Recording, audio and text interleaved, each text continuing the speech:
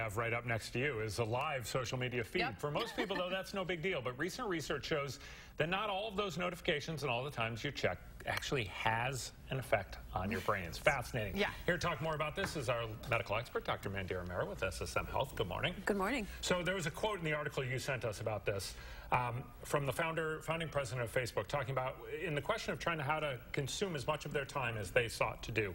Facebook sought to exploit a vulnerability in human psychology. Oh right. It's just terrifying and fascinating all at the same time. It's a powerful statement, and we think, wow, Facebook, social media, it's amazing. We're all so connected. How great is this? But really, we're just so addicted. How scary is this, I think, is what we should be saying. And so this article really talks about dopamine. What is dopamine, and why are we so addicted to Facebook, social media, those kinds of things?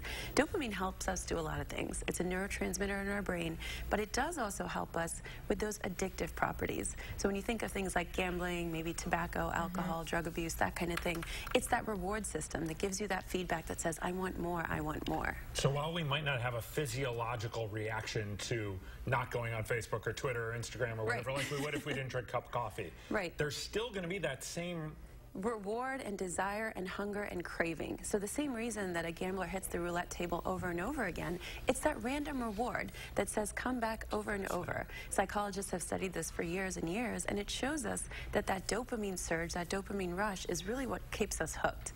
And so now to have the Facebook president admit, this is exactly what we were trying to target. It works. Every time we get a like, every time we get a comment, we get that dopamine rush. So we're not really in control of that if you think about it. It becomes a question of willpower. How much willpower do we have to resist that and say, today I'm not going to post, or today I'm not going to check my Facebook? It's actually the opposite. We actually compulsively check our Facebook, our Twitter, our Instagram. What kind of social reward could we get? And it's going to be random. We live in an age of digital dementia, and this is something scary. I mean, we look at people with brain injuries and psychological conditions with real dementia. People are showing cognitive decline in this digital era we live in, including children, adults.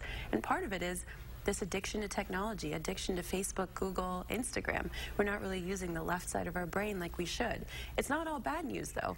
Apps can take advantage of this and actually cause a positive reward system. So, for example, there's a running app that gives you an emoji or a GIF every time you run a certain distance, and runners ran 30% more. So it's not all bad news, but it is something to take into consideration. There's tips and advice that we can shut the phones off, we can have human conversations, we can get physical, learn an instrument, open a book, things like that. There's a lot we can still do.